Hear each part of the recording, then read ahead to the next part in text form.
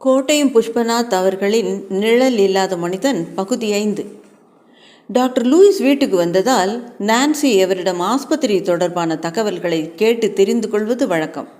அவர்களுக்கு இடையில் சுதந்திரமான நட்பும் நடவடிக்கையும் இருந்தனவே தவிர வேறு எந்தவித உறவும் நெருக்கமும் இருக்கவில்லை. இந்த விஷயத்தில் டாக்டர் லூயிஸ் மிகவும் எச்சரிக்கையுடன் இருந்தார். தன்னிடமிருந்து எந்தவிதமான தவறான செயல்களும் அந்த வீட்டுக்குள் நடந்துவிடக்கூடாது என்பதில் அவர் உறுதியாக இருந்தார். அதற்கும் அவருக்கு சுயநலம் சார்ந்த ஒரு காரணம் இருந்தது. அந்த வீட்டில் உள்ளவர்கள் ஒருபோதும் தன்னை சந்தேகப்படக்கூடாது. என்றாவது யாராவது ஒருவர் ஏதாவது மோசமான புகாருடன் வந்தால் அதை சேவியரும் அவர் குடும்பத்தாரும் நம்பிவிடக்கூடாது, அவரின் உறவினர்களும் நம்பிவிடக்கூடாது என்பதில் தந்திரமாக நடந்து கொண்டார். டாக்டர் லூயிஸ் தவிர்க்க முடியாத தேவையின் பொருட்டு மட்டுமே அங்கு உள்ளவர்களிடம் பேசுவார். நான்சி மட்டுமே பெரும்பாலும் அவரை நெருங்கி பேசுவாள். அவள் கோபித்து கொள்ளக்கூடாது என்பதிலும் லூயிஸ் கவனம் எடுத்துக்கொண்டார். நான்சியை தனக்கு திருமணம் செய்து வைக்க சேவியர் விரும்புகிறார் என்பது லூயிஸ்க்கு நன்றாக தெரியும். ஆனால் தன்னால் அது முடியாது என்பதும் அவருக்கு தெளிவாக தெரியும். கடவுளின் அருள் தவழும் தேவாலயத்துக்குள் தன்னால் நுழைய முடியாது என்பது மற்ற எல்லாரையும் விட லூயிஸுக்கு மிக நன்றாகவே தெரியும். எனவே இன்று நான்சி நெருங்கி வந்ததும் லூயிஸ் தன்னையும் அறியாமல் பின்வாங்கினார். மிகவும் வெப்பமடைந்த ஏதோ ஒரு உலோகம் தன்னை நெருங்குவது போல அவர் உணர்ந்தார். என்ன காரணம்? தன் உடம்பில் நெருப்பு கொழுந்துகள் வருடுவது போல லூயிஸ் சட்டென்று பின்வாங்கினார். அதுவும் ஒரு திடுக்கிடலுடன். நான்சி அதை கவனிக்கவும் செய்தாள். ஏன், என்னாச்சு? அவள் இயல்பாக கேட்டாள்.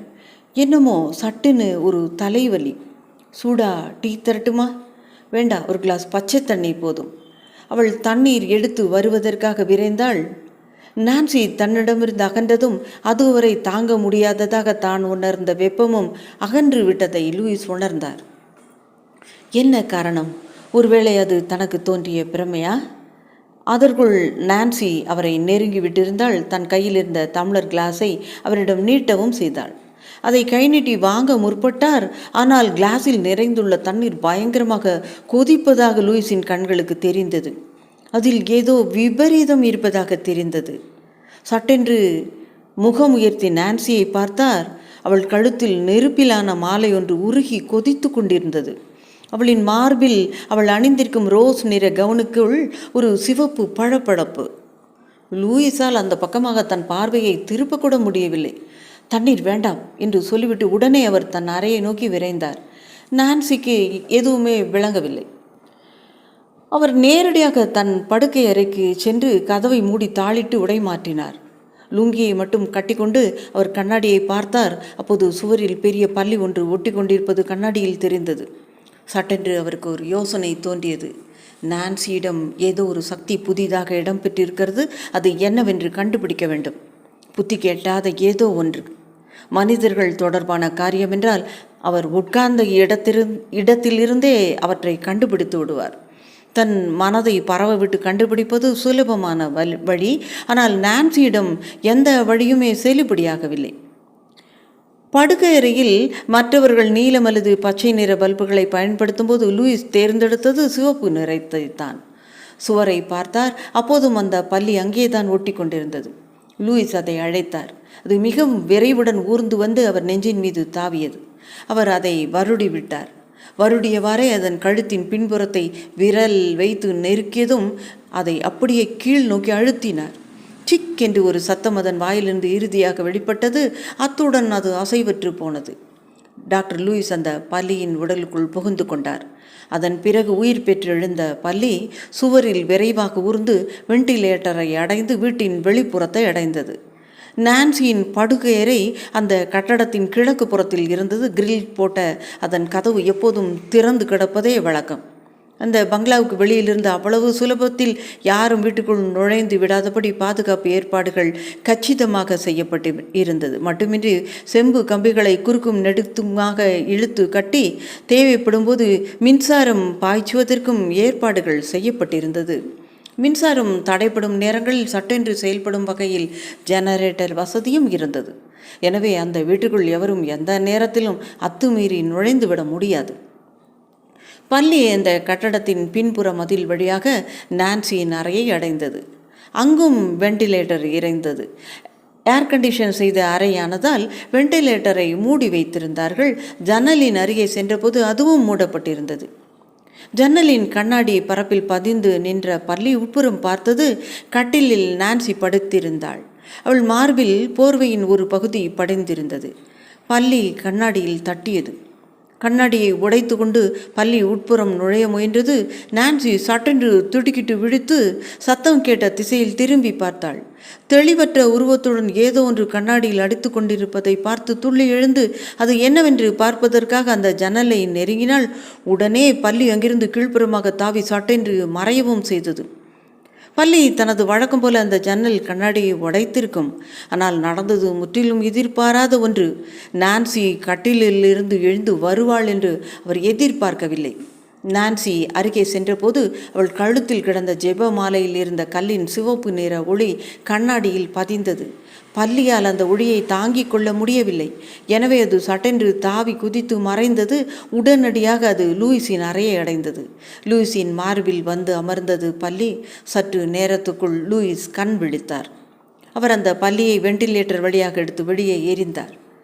நான்சியிடம் ஏதோ ஒரு ஆபத்து ஒளிந்திருப்பது லூயிஸுக்கு விளங்கியது. இனம் புரியாத அந்த ஆபத்து தன்னை அழித்துவிடும் என்று அவருக்கு தோன்றியது. முடிந்தால் அது என்ன என்று கண்டுபிடித்து அழிக்க வேண்டும். அதற்கும் பல்லியின் துணையையே நாடுவது என்று முடிவு செய்தார். கட்டிலில் வாகாக படுத்துக்கொண்ட டாக்டர் லூயிஸ் அந்த பல்லியை தன் மார்பில் பதிய வைத்து அதன் பின் கழுத்தை அழுத்தினார்.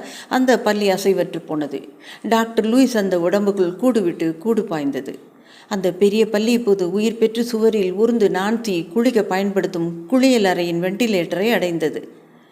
வெண்டிலேட்டரை அடைந்த பல்லி நிதானமாக அந்த குளியல் அறைக்குள் நுழைந்து சுவரில் பத்திரமாக ஒண்டிக்கொண்டது.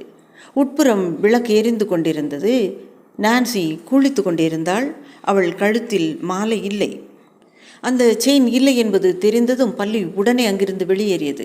நான்சியின் படுக்கை அறைக்குள் வந்த பல்லி அங்கு செயினை தேடத் தொடங்கியது. அவளது ட்ரெஸ்ஸிங் டேபிளின் டிராயரில் செயின் பத்திரமாக இருந்ததை பல்லி கண்டுபிடித்தது. பல்லி திரும்பி வந்து லூயிஸின் மார்பில் அமர்ந்தது. அடுத்த வினாடி பல்லி அசைவற்று போனது. லூயிஸ் பல்லியை எடுத்து தொலைவில் வீசி எறிந்தார். வழக்கம் போல ஆஸ்பத்திரிக்கு சென்ற டாக்டர் லூயிஸின் மனம் முழுக்க அந்த சங்கிலியே நிறைந்திருந்தது. ஆஸ்பத்திரிக்குள் அவர் எவரிடமும் அதிகமாக பேசவில்லை. மாலை நேரத்தில் அவர் ஆஸ்பத்திரிக்கு கிளம்பி செல்லவில்லை. நான்சியும் அவள் அம்மாவும் சிநேகிதி வீட்டு கல்யாணத்துக்கு போயிருந்தார்கள். வீட்டு வேலைக்காரிகளில் ஒருத்தி மட்டும்தான் அப்போது வீட்டில் இருந்தாள். லூயிஸ் முகம் அலம்பிவிட்டு டைனிங் டேபிளில் வந்து அமர்ந்தார். அவள் சமையல் கட்டில் சமையலில் ஈடுபட்டிருந்தாள். டைனிங் டேபிளில் லூயிஸ் உட்கார்ந்ததை பார்த்ததும் அவள் அவரிடம் வந்தாள். அவள் பெயர் ரோசி. 20 வயது இருக்கும். அவளுக்கு மிகவும் மெல்லிந்த தேகம். குடிக்கிறதுக்கு ஏதாவது ஜூஸ் வேணுமா என்று லூயிஸிடம் கேட்டார். அவள் வேண்டும் என்றதும் ஃப்ரிட்ஜை திறந்து பதப்படுத்தி வைக்கப்பட்டிருந்த மாம்பழ ஜூஸை எடுத்து வந்து கொடுத்தாள். அவர் கொஞ்சம் கொஞ்சமாக கிளாஸில் இருந்து குடித்தார். அவங்களாம் எங்கே? கல்யாணத்துக்கு போயிருக்காங்க. அவங்களாம் வரத்துக்கு லேட் ஆகுமா? தெரியல, ஆனால் உங்களுக்கு சாப்பாடு பரிமாற சொல்லியிருக்காங்க. அப்படின்னா கொஞ்சம் நேரத்துக்கு பிறகு என்னோடய ரூமுக்கு ப்ரெட்டும் ஜாமும் கொண்டு வா. சரிங்க. லூயிஸ் அங்கிருந்து கிளம்பினார். அடுப்பை அணைத்துவிட்டு பிரெட் ஜாமுடன் அவள் லூயிஸின் அறைக்குள் சென்றாள். அவளை கொஞ்சம் கூட யோசிக்க விடாமல் டாக்டர் லூயிஸ் அவள் தோள் மீது கை வைத்தார். எல்லாம் முடிந்த பிறகு டாக்டர் லூயிஸ் அவளிடம் 500 ரூபாய் நோட்டு ஒன்றை எடுத்து கொடுத்தார். நீ போகலாம். அவள் அந்த அறையிலிருந்து மிகுந்த தயக்கத்துடன் வெளியேறினாள். டாக்டர் லூயிஸும் உடனே அங்கிருந்து கிளம்பினார். அன்று அவர் மருத்துவமனையிலிருந்து திரும்பி வந்தபோது இரவு 10 ஆகியிருந்தது. அப்போது அந்த வீட்டில் இருந்தவர்கள் எல்லாரும் உறங்கிவிட்டிருந்தார்கள். வேலைக்காரி தான் வந்து கதவை திறந்து விட்டாள். அவங்க எல்லாரும் தூங்கிட்டாங்க சார் என்று சொன்னாள். அப்படின்னா சௌகரியத்தான் இல்லையா என்று அவளை பார்த்து கண்ணடித்தபடி கேட்டார். அவள் வெட்கத்துடன் தலையை தாழ்த்தி கொண்டாள். என்னோட அறைக்கு வந்தால் நான் உனக்கு ஒரு பொருள் தருகிறேன் அவளிடம் சொன்னார். தனது படுக்கை அறைக்குள் படுக்கையை விரித்த பிறகு அவள் லூயிஸின் அறையை அடைந்தாள். அவர் அவளை கட்டி அணைத்தபடி வரவேற்றாள். நான் உனக்காக கொண்டு வந்திருக்கிற பரிசு தான் இது. அவர் தன் கையிலிருந்து தங்க சங்கிலி ஒன்றை எடுத்து அவள் கழுத்தில் போட்டார். அந்த செயல் அவளை உணர்ச்சி வசப்பட செய்தது. இப்படி ஒரு பரிசை அவள் எதிர்பார்க்கவில்லை. உனக்கு பிடிச்சிருக்கா? நான் ஒரு உதவி கேட்டால் செய்வியா? சொல்லுங்க. நான்சியின் கழுத்தில் தங்க சங்கிலி ஒன்று இருக்குது பாரு, அதை நீ ஜாக்கிரதையாக எடுக்கணும். அப்புறம் எங்கிட்ட தர வேண்டாம், அதை உன்னோட வீட்டுக்கு எடுத்துகிட்டு போயிடு, அதை அப்படியே தூக்கி எங்கேயாவது போட்டுரு. அது எதுக்கு? அதை பற்றி எந்த கேள்வியும் என்கிட்ட கேட்கக்கூடாது, லூயிஸ் கூறினார். ரோசியை பொறுத்தவரை லூயிஸ் என்ன சொன்னாலும் அதை செய்ய தயாராக இருந்தால். காரணம் என்னவென்றால் அந்த அளவுக்கு டாக்டர் அவள் மனதை கவர்ந்து விட்டிருந்தார். மறுநாள் காலையில் நான்சி குளிப்பதற்காக சென்ற வேளையில் ரோசி துடைப்பத்துடன் அவளது அறைக்குள் சென்றாள். அறையை சுத்தம் செய்தாள். அப்போது ட்ரெஸ்ஸிங் டேபிளில் இதோ கிடக்கிறது சங்கிலி. அதில் சிலுவை வடிவம் பளபளத்தது. அதை பத்திரமாக இடுப்பு பகுதியில் முடிந்து கொண்டு அவசர அவசரமாக அந்த அறையிலிருந்து வெளியேறினாள். ரோசி சங்கிலியுடன் சமயக்கட்டுக்கு வந்தாள். நீ என்ன ரோசி, என்னமோ மாதிரி இருக்க? நான்சி அம்மா கேட்டாள். ஒரே தலைவலிமா, மண்டையை பழக்கிற மாதிரி இருக்கு. நம்ம டாக்டர் வீட்டில் தானே இருக்கார், போய் தகவல் சொல்லி மாத்திரை வாங்கி போட்டுக்கோ. ரோசி நேராக லூயிஸின் அறைக்குள் சென்றால் அவரது கதவு உள்பக்கமாக தாளிடப்பட்டிருந்தது. டாக்டர் சொன்ன வேலை முடிந்துவிட்டது என்பதை அவரிடம் தெரிவிப்பதும் அவளது நோக்கம். அவள் கதவை தட்டினாள். கதவை திறந்தார். எதிரில் ரோசி நின்று கொண்டிருந்தாள். அவளது இடுப்பு பகுதியிலிருந்து ஒரு பளபளப்பு தென்பட்டது. அங்கிருந்து நெருப்பு கதிர்கள் பாய்ந்து வருவதாக அவருக்கு தோன்றியது. அவர் கண்களை பொத்தியவாறு பின்னுக்கு நகர்ந்தார். நான் சொன்னபடி செய், உடனே அதை எடுத்துகிட்டு போய் தொலைச்சிடு, சீக்கிரம். நீங்கள் அதை பார்க்க வேணாமா? வேண்டாம், முதல்ல நீ கிளம்பு. நான் எழுதி கொடுத்த மாத்திரையை வாங்கிறதுக்காக நீ கடைக்கு போகிறதா எஜமானி அம்மா கிட்ட சொல்லிட்டு உடனே கிளம்பு. ரோசி அப்படியே செய்தாள். ஆனால் அதை தொலைக்காமல் பத்திரமாக எடுத்து வைத்து கொண்டாள். குளித்து விட்டு வந்த நான்சி ஃபாதர் இமானுவேல் தந்த சங்கிலியை தேடினாள், காணவில்லை. மறுபடியும் குளியல் அறைக்கு சென்று தேடினாள், காணவில்லை. அதன் பிறகு அந்த சங்கிலி அவ்வளவு முக்கியத்துவம் வாய்ந்ததாக அவளுக்கு தோன்றாததால் அந்த வினாடியே தனது தேடுதலை அவள் விட்டுவிட்டாள். அந்த சங்கிலி அங்கிருந்து வெளியேறிவிட்டது என்பதை அறிந்த லூயிஸ் ஆறுதல் அடைந்தார். அதன் பிறகு வழக்கம் போல டாக்டர் லூயிஸ் ஆஸ்பத்திரிக்கு வந்தார். அவரது நடவடிக்கைகளில் எந்த விதமான மாற்றமும் இல்லை. இதையெல்லாம் கவனித்த டாக்டர் ஸ்டீஃபனுக்கு ஏமாற்றமாக இருந்தது. சிலுவை போட்ட அந்த தங்க சங்கிலி வேலை செய்யவில்லை என்று ஸ்டீஃபன் தீர்மானித்தார். இந்த தகவலை உடனடியாக ஃபாதர் இமானுவேலுக்கு தெரியப்படுத்த விரும்பினார். அன்று மாலை நேரத்தில் டியூட்டி முடிந்ததும் டாக்டர் ஸ்டீஃபன் தன் காரை எடுத்துக்கொண்டு ஃபாதரை பார்க்க போனார். தகவலை கேட்ட ஃபாதர் சற்று நேரம் யோசனையில் ஆழ்ந்தார். நடந்தது என்னவென்று அவருக்கு விளங்கவில்லை. எனினும் தான் ஜெபித்து கொடுத்த சங்கிலி செயல்படவில்லை என்பதை அவரால் நம்ப முடியவில்லை. சங்கிலி வேலை செய்யாமல் இருக்க வாய்ப்பு இல்லை. அந்த சங்கிலி இருக்கிற இடத்துல உண்மையிலே லூயிஸால் நிம்மதியாக இருக்க முடியாது. இதில் ஏதோ குழப்பம் இருக்கே. எனக்கும் இதில் ஒரே குழப்பமாக இருக்கே ஃபாதர். இதுக்கும் முதல்ல நான்சி கிட்ட நான் விசாரிக்கிறேன். நமக்கும் தகவல் தெரியணுமே. ஆமாம், அதுதான் சரி. சரி, ஸ்மிதாங்கிற பொண்ணை பற்றி நாம் நிறைய தெரிஞ்சுக்கணும்னு சொன்னோமே, அவளை பற்றின தகவல் ஒருத்தருக்கு தெரிஞ்சிருக்கு. அவர் இன்னும் கொஞ்ச நேரத்தில் இங்கே வரப்போகிறார். அவர் என்ன சொல்கிறார் ஃபாதர்? அதை நேரடியாக அவர் வாயாலே கேட்டு தெரிஞ்சுக்கலாமே. அதன் பிறகு அவர்கள் டாக்டர் லூயிஸை பற்றியே பேசி கொண்டிருந்தார்கள். அவர்களால் உறுதியான ஒரு முடிவுக்கு வரவோ மேற்கொண்டு என்ன செய்யலாம் என்ற தீர்மானத்துக்கு வரவோ முடியவே இல்லை. சுமார் 20 நிமிடங்களுக்கு பிறகு ரிட்டையரான பள்ளிக்கூட வாத்தியாரான பவுலோஸ் அங்கு வந்து சேர்ந்தார். அவர் ஸ்மிதாவின் பக்கத்து வீட்டுக்காரர். ஃபாதர் டாக்டர் ஸ்டீஃபனுக்கு பவுலோஸை அறிமுகம் செய்து வைத்தார். 60 வயதான அவர் தற்போது ஓய்வூதியம் பெற்றுக்கொண்டிருக்கிறார். அவர் பள்ளிக்கூடத்தில் பணி புரியும் போதே ஹோமியோபதி மருத்துவராகவும் செயல்பட்டவர். அதன் மூலம் அவருக்கு ஓரளவு வருமானம் வந்து கொண்டிருந்தது. ஸ்மிதா மூலமாக அது குறைந்து விட்டது. அவளிடம் வருபவர்கள் அதிகமாக பிசாசு பிடித்தவர்கள், பேய் பிடித்தவர்கள், ஆவி பிடித்தவர்கள். அவள் கை வைத்தால் எப்படிப்பட்ட பிசாசும் ஓடி விடுகிறது. அப்படி ஒரு சக்தி அவளுக்கு எங்கிருந்து கிடைத்தது என்று எவருக்குமே விளங்கவில்லை. சிட்டி ஆஸ்பத்திரியில் சிகிச்சை பெற்று வந்த பிறகுதான் அவள் இப்படியெல்லாம் நடந்து கொள்கிறாள் என்று தான் அக்கம் பக்கத்தில் உள்ளவர்கள் சொல்லுகிறார்கள். நானும் அங்கே வந்து அந்த பொண்ணை பார்த்துருக்கேன். அவகிட்ட ஏதோ ஒரு சக்தி இருக்குது, அதில் எந்த சந்தேகமும் கிடையாது. அது உண்மைதான் என்று ஸ்டீஃபன் கூறினார்.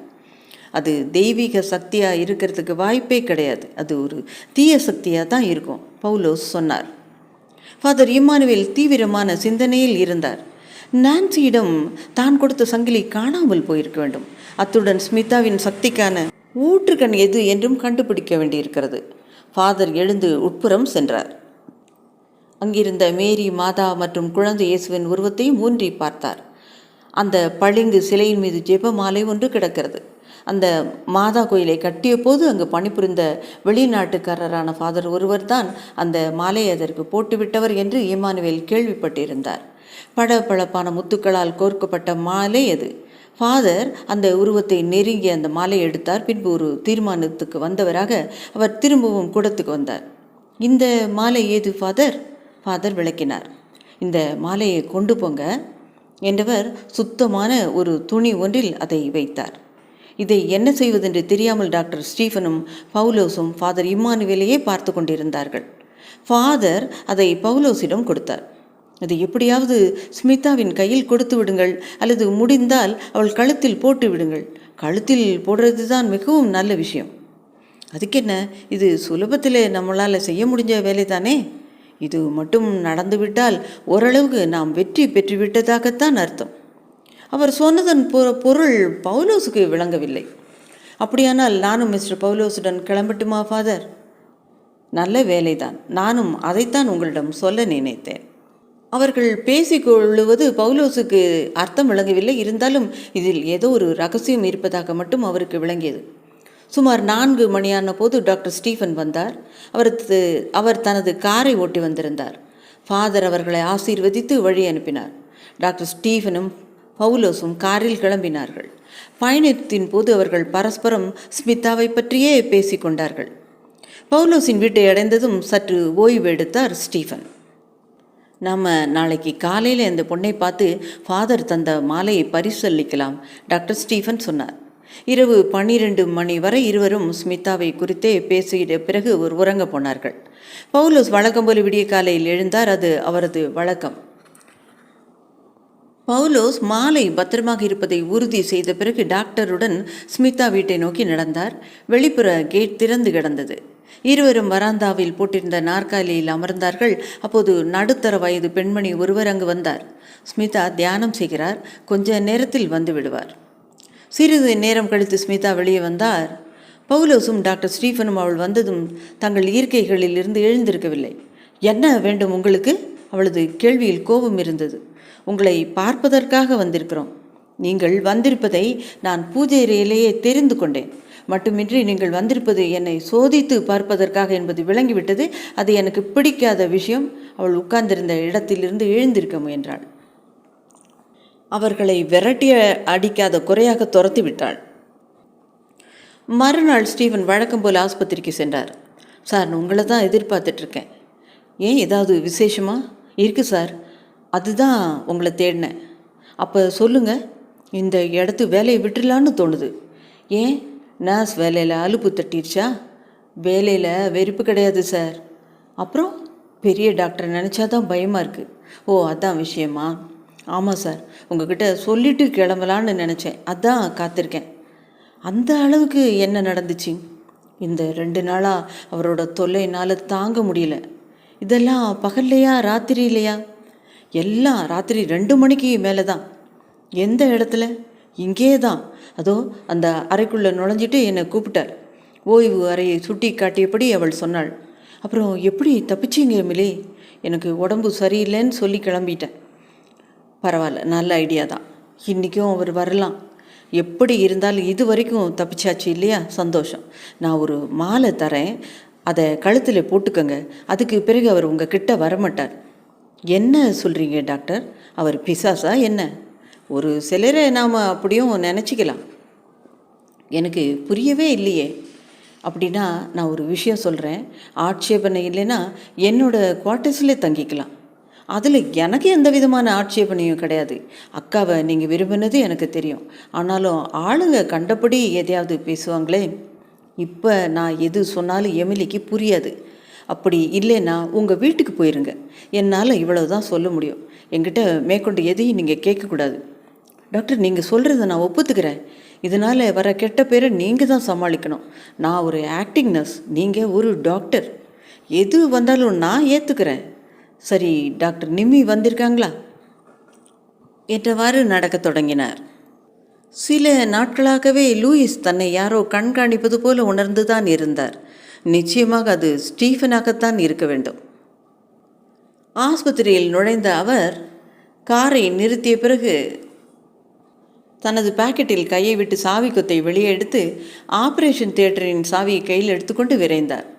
ஆபரேஷன் அறையை கடந்து உள்ளே சென்றவர் தனது இரகசிய அறைக்குள் நுழைந்து கதவை உட்புறமாக தாளிட்டார். தன்னை பற்றிய ரகசியங்களை வேறு யாராவது தெரிந்து கொண்டிருப்பார்களோ என்பதை முதலில் அறிய வேண்டும். அறைக்குள் எந்தவிதமான மாற்றமும் தென்படவில்லை. எல்லாம் அப்படியே இருப்பது போலத்தான் தோன்றியது. பீரோவின் பின்னால் இருந்த படத்தை பார்த்தார். முதலில் சந்தேகம் தோன்றினாலும் இங்கே வேறு எவரும் வருவதற்கு வழி இல்லையே என்று ஆறுதல் அடைந்தார். அங்கு சந்தேகப்படத்தக்க எதுவும் தென்படவில்லை. அவர் திருப்தியுடன் அங்கிருந்து வெளியேறினார்.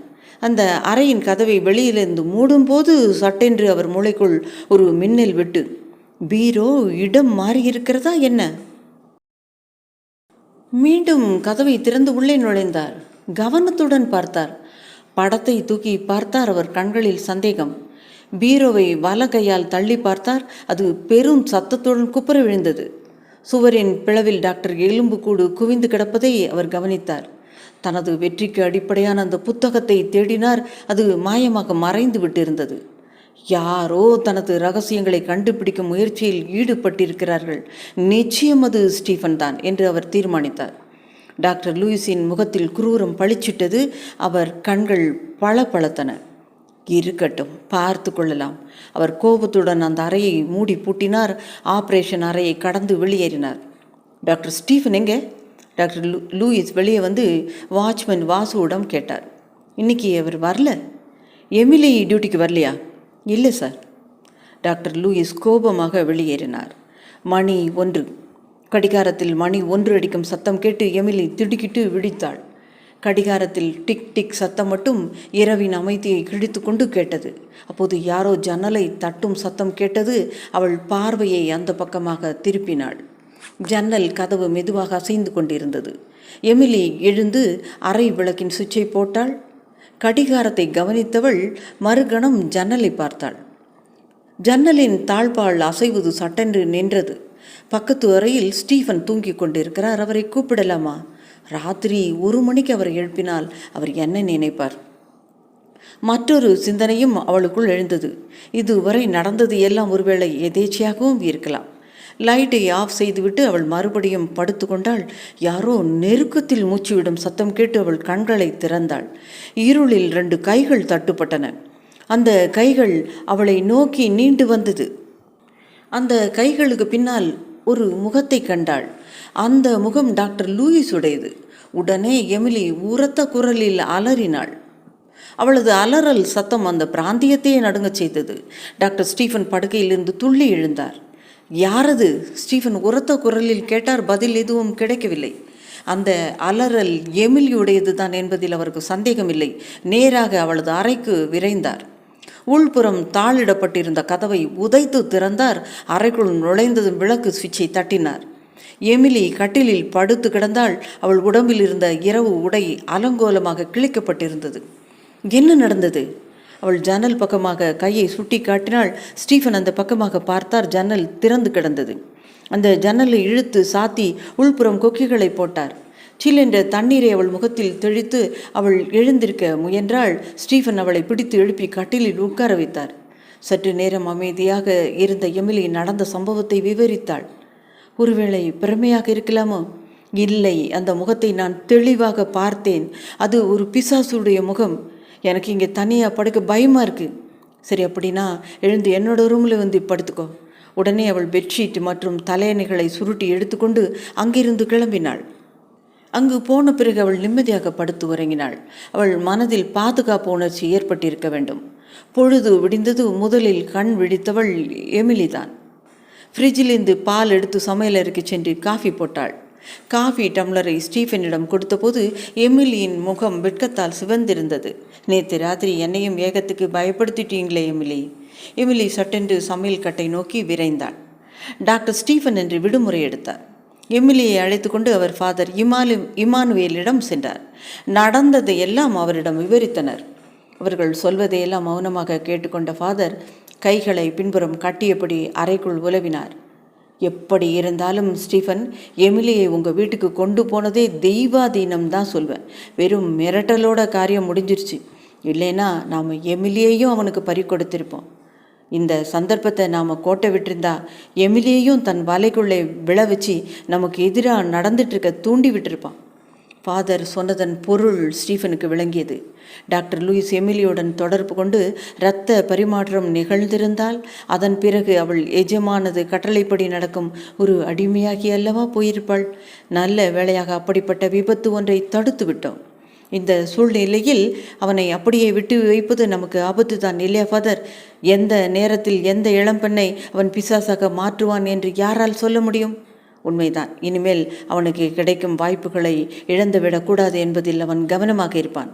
சேவியர் மகளிடமும் நாம் எச்சரிக்க வேண்டும் என்று ஃபாதர் அங்கிருந்த பீரோவை திறந்து புத்தகம் ஒன்றை வெளியே எடுத்தார்.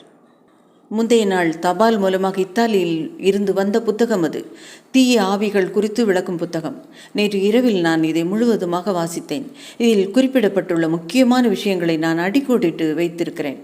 டாக்டர் ஸ்டீஃபன் அந்த புத்தகத்தை வாங்கி புரட்டி பார்த்தார். அதன் சாராம்சம் இதுதான்: தீய சக்திகளை அழிப்பதற்கு முன்பாக அவற்றுடன் நெருங்கிய தொடர்புள்ள பிற மனிதர்களை செயலிழக்க வைக்க வேண்டும். அதன்படி பார்த்தால் தற்சமயம் நாம் ஸ்மிதாவை கட்டுப்படுத்த வேண்டும்.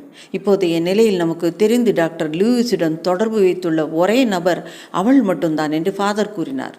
அவர் சொல்வது சரிதான் என்று ஸ்டீஃபனுக்கு தோன்றியது. அவளைத்தான் முதலில் சமாளித்திருக்க வேண்டும்.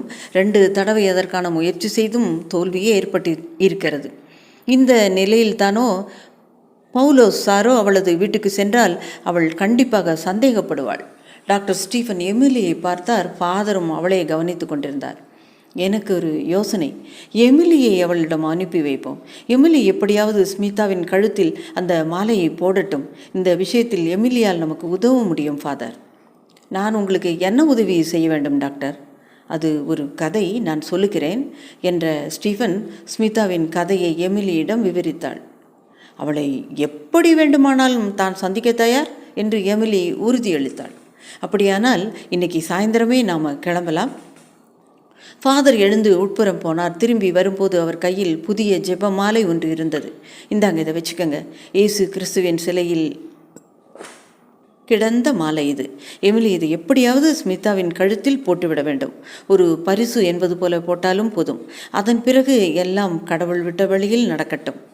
எமிலி அந்த மாலையை வாங்கி அங்கேயே தன் கழுத்தில் போட்டுக்கொண்டால் அதை கவனித்த இருவரும் அதில் திருப்தி அடைந்தார்கள். டாக்டர் லூயிஸ் என்ற பிசாசின் அம்சம் அவளில் புகவில்லை என்பதற்கு அது ஒரு அடையாளமாக இருந்தது. மதிய சாப்பாடு தயாராகிவிட்டதாக சமையல்காரர் தெரிவித்தார். 3 பேரும் சாப்பிட உட்கார்ந்தார்கள். அதன் பிறகு எமிலியும் ஸ்டீஃபனும் ஃபாதரிடம் விடை பெற்று கிளம்பினார்கள். மாலை நேரத்தில் அவர்கள் இருவரும் பவுலோஸ் சாரின் வீட்டை அடைந்தார்கள். நடு வழியில் காருக்கு சிறிய ரிப்பேர் ஏற்பட்டது. எனவே பயணத்தில் 2 மணி நேரம் தாமதமானது. பவுலோஸின் வீட்டை அடைந்த போதுதான் அந்த தாமதம் கூட ஒரு வகை நல்லதுக்குத்தான் என்று தோன்றியது. அன்றைக்கு பார்த்து 5 மணிக்கு பிறகே அவள் பார்வையாளர்களை அனுமதித்தாள். மணி 6. எமிலி ஸ்மிதாவின் வீட்டை நோக்கி நடந்தாள். கேட் மூடியிருந்தது. உட்புறம் சென்றபோது அனுமதி சீட்டு இருக்கிறதா என்று கேட்டார்கள். சிநேகிதி என்று எமிலி ஒரு பொய்யை சொன்னாள். எனவே அந்த மனிதர் அவளை வீட்டுக்குள் செல்ல அனுமதித்தார். எமிலி ஸ்மிதாவின் முன்பாக சென்று நின்றாள். எங்கேருந்து வரீங்க நீங்கள்? அதற்கு பதில் சொல்லாமல் எமிலி தன் முந்தானியை விலக்கி அவள் கழுத்தில் சிலுவையுடன் தென்பட்ட மாலை ஸ்மிதாவை இடியென தாக்கிய நாகம் போல இருந்தது. அவள் தனது 2 கைகளால் முகத்தை பொத்தி கொண்டாள். இந்த தருணத்தை சரியாக பயன்படுத்திய எமிலி தன் கழுத்தில் இருந்த மாலையை கழற்றி சட்டென்று ஸ்மிதாவின் கழுத்தில் போட்டுவிட்டாள். ஐயோ! அதி பயங்கரமான அலறல் ஒன்று அவளிடமிருந்து உயர்ந்தது. அதை கேட்டு பயந்து போன எமிலி அங்கிருந்து வெளியே ஓடிவிட்டாள். அங்கிருந்து எழுந்த பயங்கரமான அலறலை கேட்டு அக்கம் பக்கத்தில் இருந்தவர்கள் எல்லாரும் ஸ்மிதாவின் வீட்டில் குவிந்தார்கள். அங்கே அவர்கள் கண்டது, கையையும் காலையும் தரையில் போட்டு அடித்து கொண்டிருந்தாள் ஸ்மிதா. அந்த மாலை அவள் உடம்புக்குள் ஆழ்ந்து இறங்குவது போல துடித்தாள். என்னை காப்பாத்துங்க, அவள் திரும்பவும் அலறினாள். அங்கு குழுமி இருந்தவர்களுக்கு ஸ்மிதா சொன்னதன் பொருள் எதுவுமே விளங்கவில்லை. உடனே பவுலோஸ் சாரை கூப்பிடுங்க, யாரோ ஒருவர் கூறினார். உடனே ஸ்மிதாவின் அப்பா அந்த பகுதியில் இருக்கும் ஒரே டாக்டரான பவுலோஸ் சாரை நெருங்கினார். சார் இங்கே இருக்கிறாரா என்ற கேள்வியை கேட்டு டாக்டர் ஸ்டீஃபன் வெளியே வந்தார். என்ன ஆச்சுங்க? ஸ்டீஃபன் அவரிடம் கேட்டார். பவுலோஸ் சாரை கூப்பிடுங்க, என் மகளுக்கு ஏதோ ஆபத்து ஏற்பட்டிருக்கிறது. அங்கு என்ன நடந்திருக்கிறது என்பதை அறியும் ஆவலுடன் பவுலோஸும் டாக்டர் ஸ்டீஃபனும் காத்திருந்தார்கள். எனவே உடனே அவர்கள் இருவரும் ஸ்மிதாவின் அப்பாவுடன் கிளம்பினார்கள். ஸ்மிதா தரையில் கிடந்து துடித்து கொண்டிருந்தாள். அவர்கள் அவளை நெருங்குவதற்குள் அவள் உடம்பு அசைவற்று போனது. பவுலோஸ் அவள் முகத்தில் தண்ணீர் தெளித்தார். டாக்டர் ஸ்டீஃபன் அவள் நாடியை பரிசோதித்தார். பரவாயில்லை, அவளது நோய் நீங்கிவிட்டிருக்கிறது. சிலுவை உள்ள மாலை விழுந்ததும் அவளுக்குள் இருந்த அந்த சக்தி விடை பெற்றுவிட்டதை ஸ்டீஃபன் உணர்ந்தார். அதே நேரம் அவளது பழைய நோய் அவளை மறுபடியும் பிடிக்க வாய்ப்பு உள்ளதையும் டாக்டர் ஸ்டீஃபன் புரிந்து கொண்டார். சுமார் அரை மணி நேரத்துக்கு பிறகு ஸ்மிதா சுய உணர்வு பெற்றார். ஸ்மிதா, என்ன சார், உங்கள் உடம்புக்கு ஏதாவது வந்தால் நேராக சிட்டி ஹாஸ்பிட்டலுக்கு வாங்க, நான் அங்கே தான் இருப்பேன், ஸ்மிதாவின் அப்பாவிடம் ஸ்டீஃபன் கூறினார். ஸ்மிதா டாக்டர் ஸ்டீஃபனையும் பவுலோஸையும் மாறி மாறி பார்த்தாள். மிஸ் ஸ்மிதா, இந்த மாலை இனிமேல் உங்கள் கழுத்திலே கிடக்கட்டும், இதுதான் உங்களுக்கு நல்ல ஆறுதல் கொடுக்கும். சரி சார். அதற்குள் ஸ்மிதா முற்றிலும் தனது பழைய நிலைக்கு திரும்பி விட்டிருந்தாள். சரி, நாங்கள் கிளம்புறோம். பவுலோஸும் டாக்டர் ஸ்டீஃபனும் அங்கிருந்து வெளியேறினார்கள். பவுலோஸின் வீட்டை அடைந்த பிறகு ஸ்டீஃபன் சொன்னார், சார், நாங்கள் உடனே கிளம்பணும். இந்த சம்பவத்தை உடனே ஃபாதரிடம் தெரிவிக்க வேண்டும் என்று ஸ்டீஃபன் விரும்பினார்.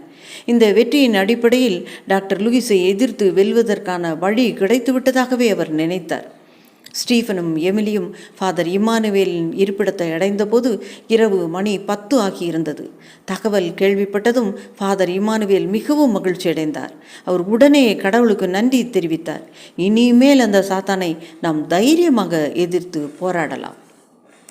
அதற்கான முக்கிய ஆயுதம் ஒன்றை நான் கண்டுபிடித்து விட்டேன். ஆனால் அதை எப்படி பயன்படுத்துவது என்றுதான் எனக்கு தெரியவில்லை என்று ஃபாதர் சொன்னார். முதல்ல நீங்கள் விஷயத்தை சொல்லுங்க ஃபாதர், அது எப்படிப்பட்ட ஆபத்தான வேலையாக இருந்தாலும் நான் செய்து முடிக்கிறேன். ஃபாதர் உடனே தேவாலயத்துக்குள் விரைந்தார். அன்றைய பிரார்த்தனைக்கு சமர்ப்பித்த அப்பம் ஒன்றை கையில் எடுத்து வந்தார். சருகு போன்ற காகிதத்தில் பொதியப்பட்டு சிவப்பு நிற வெல்வெட் துவாலையால் மூடப்பட்டிருந்தது அந்த புனிதமான பொருள். ஆசீர்வதிக்கப்பட்ட அந்த அப்பம் கிறிஸ்துவின் உடம்பை போல புனிதமானது. எனக்கு தெரிந்தவனை அழிப்பதற்கு இதைவிட பெரிய ஆயுதம் எதுவும் இல்லை. அந்த அளவுக்கு மகத்துவம் வாய்ந்தது. இதை என்ன செய்கிறது ஃபாதர்? அதை வச்சுட்டு என்ன செய்கிறதுன்னு அவருக்குமே தெரியவில்லை. வெள்ளை காகிதத்தால் தயாரிக்கப்பட்ட வட்டம் மாதிரி இருந்தது அது. கையால் பிட்டு எடுக்கக்கூடிய அளவில் மாவினால் செய்யப்பட்டது கூட. இந்த பொருளை எப்படியாவது அவன் உடம்புக்குள் செலுத்த வேண்டும். அது ஒன்று மட்டும்தான் நமக்குள்ள ஒரே வழி. அதை தவிர வேறு எந்த விதமான புற நடவடிக்கைகளும் அவனை பாதிக்காது. டாக்டர் ஸ்டீஃபன் மிகுந்த பயபக்தியுடன் அதை ஃபாதரிடமிருந்து பெற்றுக்கொண்டு தனது பையில் மிகவும் பாதுகாப்பாக வைத்து கொண்டார். நாம் கிளம்பலாமா? எல்லாம் வெற்றி அடையட்டும் என்று ஃபாதர் ஆசீர்வதித்தார். டாக்டர் ஸ்டீஃபனது கார் கிளம்பியது. இதை எப்படி டாக்டர் லூயிஸுக்கு கொடுப்பது? தண்ணீரில் கலந்து கொடுக்க முடியாது. மீறி கொடுத்தால் தெரிந்துவிடும். மதுவில் கலந்து கொடுத்தால் மனிதனுடன் உட்கார்ந்து மது அருந்தும் வாய்ப்பெல்லாம் கிடைக்காது. இவ்வளவுதான் யோசித்தும் ஒரு வழியும் புலப்படவில்லை. குவார்ட்டர்ஸை அடைந்ததும் இருவரும் காரில் இருந்து இறங்கினார்கள். எமிலி, இன்றைக்கு நீ தனியாக படுக்க வேண்டும். அவன் வந்தால் உடனே நீ அலறி குரல் கொடு.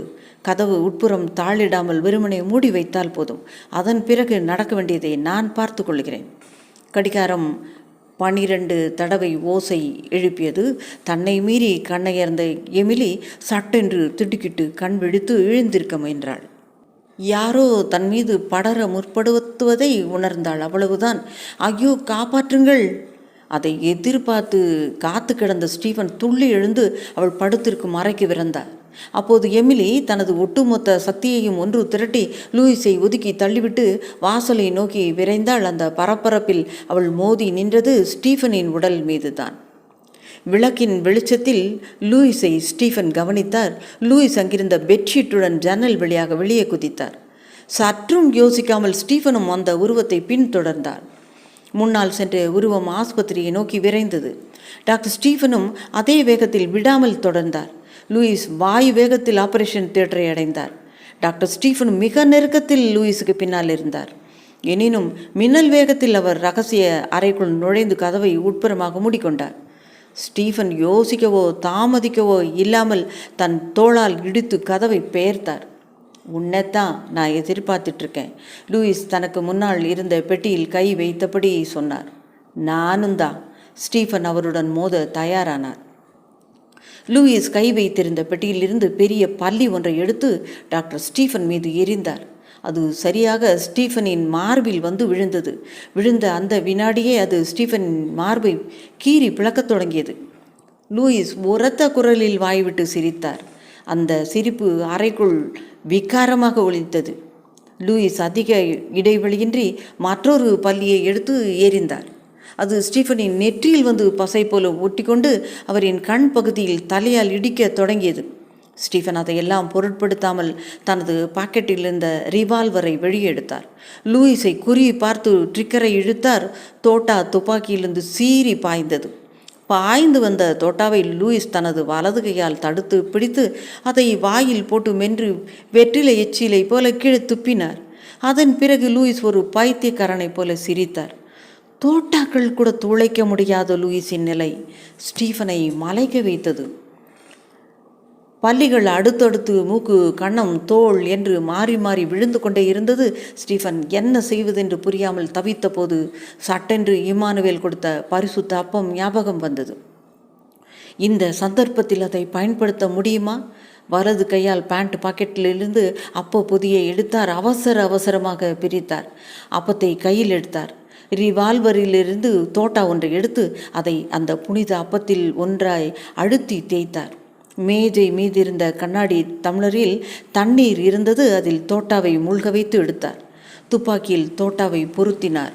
லூயிஸ் பல்லியை பிடித்து ஸ்டீஃபன் மீது ஏறிவதற்காக பெட்டிக்குள் கைவிட்டு தேடிக்கொண்டிருந்தார். ஸ்டீஃபன் லூயிஸை குறி பார்த்து துப்பாக்கியால் சுட்டார். அடுத்தடுத்து தோட்டாக்கள் சீறி பாய்ந்தன. லூயிஸின் மார்பில் வரிசையாக அவை பாய்ந்தன. ஐயோ! லூயிஸின் அலறல் அந்த கட்டடத்தையே நடுங்க வைத்தது. நெருப்பில் தவறி விழுந்த பல்லி மாதிரி லூயிஸின் உடல் துடித்தது. ஒரு சில வினாடிக்குள் லூயிஸின் உடல் தரையில் மட்டமல்லாக விழுந்தது. அப்போதும் அந்த உடல் காக்கா வலிப்பு வந்தவனைப் போல உயிருடன் போராடியது. 1 அல்லது 2 நிமிடங்களுக்குள் அந்த உடல் அசைவற்று போனது. லூயிஸின் உடலிலிருந்து சன்னமான புகை உயரத் தொடங்கியது. அதை தொடர்ந்து ஆச்சரியத்துக்குரிய வகையில் ஸ்டீஃபனின் உடலில் ஒட்டியிருந்த பல்லிகள் உயிரிழந்தவை போல ஒவ்வொன்றாக உதிரத் தொடங்கியது. லூயிஸின் உடல் படிப்படியாக காற்றில் கரையத் தொடங்கியது. பயங்கரமான அந்த கடைசி கட்டத்தை ஸ்டீஃபன் வேடிக்கை பார்த்து கொண்டிருந்த போது எமிலி அவரை நோக்கி ஓடி வந்தாள். ஸ்டீஃபனையும் அந்த அறைக்குள் கிடந்த லூயிஸின் உடையையும் அவள் மாறி மாறி பார்த்தாள். ஆம், லூயிஸின் உடல் ஒன்றும் இல்லாமல் ஆகி அவர் அணிந்திருந்த உடை மட்டுமே அங்கு மீதமாக கிடந்தது.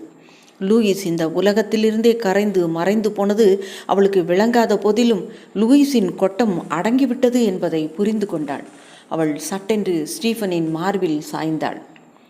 பயங்கர மனிதன் லூயிஸின் கதையை வெகு கச்சிதமாக முடித்த ஸ்டீஃபன் அவளை அணைத்து கொண்டார். விரைவில் ஃபாதரை சந்திக்க வேண்டும் என்று சொல்லிக்கொண்டார். கதை நிறைந்தது. இது வித்தியாசமான கதை. உங்களுக்கு பிடித்திருக்கும்னு நினைக்கிறேன். மீண்டும் உங்களிடம் வேண்டி கேட்டுக்கொள்கிறேன். சப்ஸ்கிரைப் பண்ணுங்கள், கமெண்ட் பண்ணுங்கள், உங்களுக்கு பிடிச்சவங்களுக்கும் ஷேர் பண்ணுங்கள். மீண்டும் வேறு வித்தியாசமான கதை களத்தில் உங்களை வந்து சந்திக்கிறேன். ராஜி ஸ்டோரிஸிலிருந்து உங்கள் நான். நன்றி.